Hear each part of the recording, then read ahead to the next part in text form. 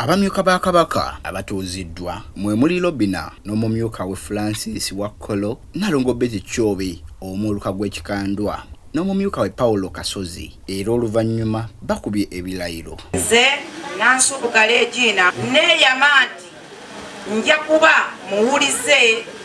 muwulize eri Ssaabasajja. Omumyuka wa Kanga owookubiri omukungu Ddamulira Aaron yakulembeddemu okutuuza abakulu bano era abakuutidde okukwatagana obulungi okutuusa obuweereza kwabo be baweereza.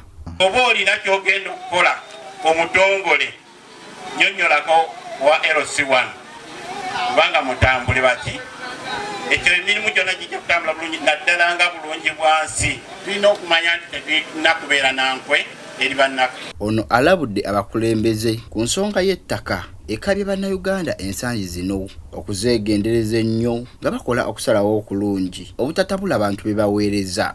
Gwe ow'omuluka boluka ensonga ezifa ku butongole naye buli kimu olina okukimanya nti okitambuliza mu butuufu bwakyo. Waliwo ensonga ezikwatagana n'ettaka ziba eri mu ggwanga yonna naddala mu Buganda naye olina ozikwata n'ensonga ez'ekisajja kikulu.